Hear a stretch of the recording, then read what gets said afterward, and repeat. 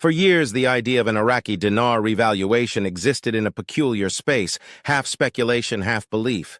It was debated in obscure online forums, whispered about in financial circles, and held onto by a quiet segment of investors who saw something others didn't. Some dismissed it as fringe, others regarded it as a long-shot bet.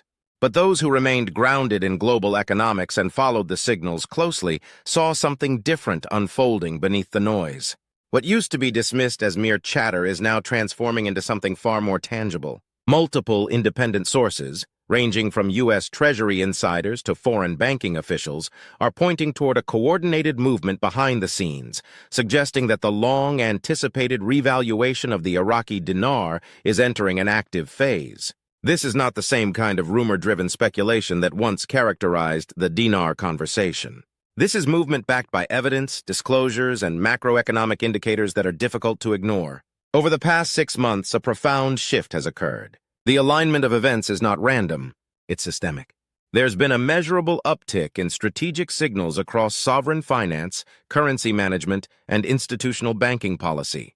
Official disclosures and leaks, many verified through Freedom of Information Act, FOIA requests, have shed light on conversations and planning documents that would typically never reach the public domain. These include internal discussions within the U.S. Treasury Department, interbank communications across the Middle East, and structural positioning moves by the Central Bank of Iraq. No longer are we looking at a scattered collection of what-ifs. What we're seeing now is a convergence. Treasury language referencing foreign currency liquidity events has appeared in official U.S. financial documentation. To the untrained eye, this may sound like just another line in a policy document. But to those who understand international financial language, this terminology is unmistakable. It's appeared before, in 2015 before China adjusted the yuan, and in the early 2000s as the euro stabilized against the dollar. These are the linguistic breadcrumbs that analysts and sovereign investors track with razor focus. Simultaneously, the Central Bank of Iraq released a document detailing technical reforms related to monetary restructuring. These reforms are directly tied to the liquidity and global alignment of the Iraqi dinar. This was not an isolated act of domestic financial policy. It was an overt move to bring Iraq's currency into greater compliance with international standards. These are not signals of a weak or disorganized nation. They are the hallmarks of a country preparing for a strategic financial pivot. And this is not happening in a vacuum. In the very same week, a FOIA disclosure revealed redacted portions of a Treasury file referring to something called Sovereign Reserve Adjustment Timelines for Iraq. While many of the details were obscured, the core message was not. Structured financial planning is taking place. The groundwork for a revaluation event is being laid with bureaucratic precision. Quietly, while headlines remain distracted by daily market noise, financial architecture is shifting. If you know where to look, it's visible. Across the region, this shift is being mirrored by financial institutions. Banks in Jordan, Kuwait, and the UAE are testing internal liquidity simulations, an unusual and highly coordinated behavior that typically only happens when significant FX activity is expected. These are not public-facing moves.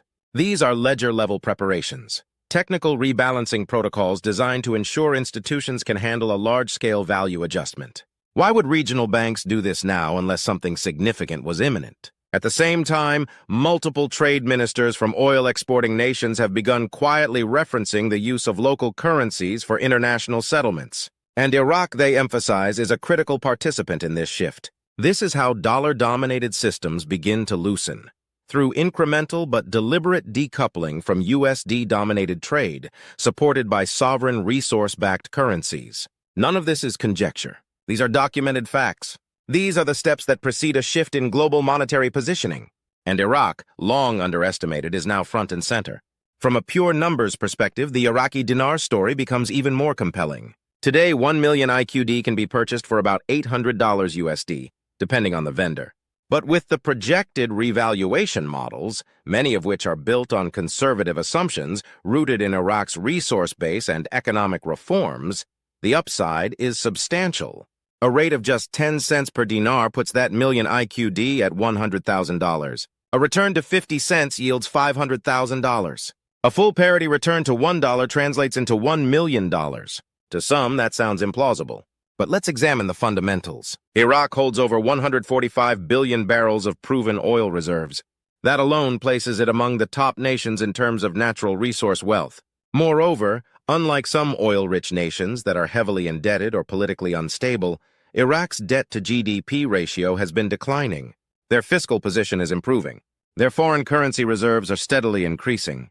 And their recent trade agreements, many denominated in dinar, signal a clear intention to integrate IQD into broader international financial channels. Geopolitically, Iraq is a keystone.